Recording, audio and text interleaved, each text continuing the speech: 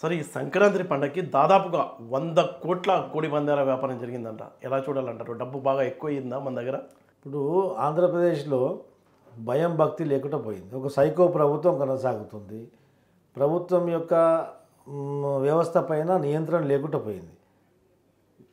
కోడి పందాల పేరుతో అనేకమైనటువంటి అక్రమాలు జరుగుతున్నాయి. అక్కడ అనేకమైనటువంటి అవకతవకలు, అనేకమైనటువంటి వ్యసనాలకు ఈరోజు ఇక్కడ ఉన్నటువంటి యువత అక్కడ పోయేసి కేవలం కోడి పందాలే కాదు, రకరకాలైనటువంటి మాదక ద్రవ్యాలు సేవించడం కానీ అనేకమైనటువంటి అసాంఘిక కార్యక్రమాలలో పాల్గొని ఒక యువతను తప్పుదారి పట్టించే విధంగా ప్రభుత్వం యొక్క పర్యవేక్షణ లేదు. కోడి పందాలు ఒక సరదాగా, ఒక సాంప్రదాయబద్ధంగా కోడి పందాలు ఆనవాయితీగా నడిపిస్తున్నారు. ఓకే, దాన్ని డబ్బులు పెట్టి దాన్ని ఒక జూదంగా మార్చారు కొంత జూదగోరులు. దాన్ని అవకాశంగా చూసేసి పొరుగు రాష్ట్రాలలో అందరిని ప్రేరేపించి పొరుగు రాష్ట్రాలలో ఒకడు దొంగతనం చేసిపోతాడు, ఒకడు అడుకొని పోతాడు, అప్పు చేసిపోయి ఒకడు కోడి పందాలు ఆడుతున్నాడు.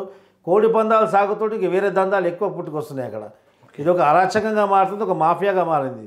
దీన్ని ఫస్ట్ ప్రభుత్వం కేవలం కోడి పందాలు డబ్బు ప్రమేయం లేకుండా ఆడితే అది నో ప్రాబ్లం.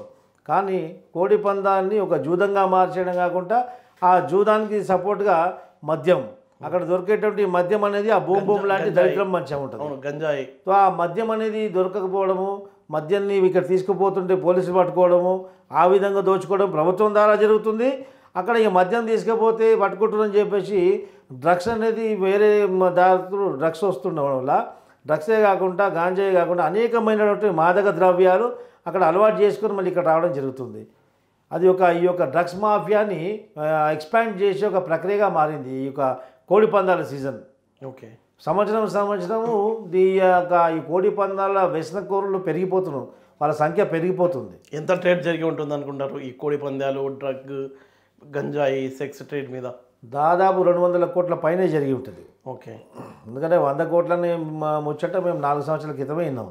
ఓకే, ఇప్పుడు 200 కోట్లు దాటిపోయి ఉండొచ్చు. ఓకే, సో దీన్ని అరికట్టే అవసరం ఉంది. ఎందుకంటే యువత తప్పుదారి పడుతుంది.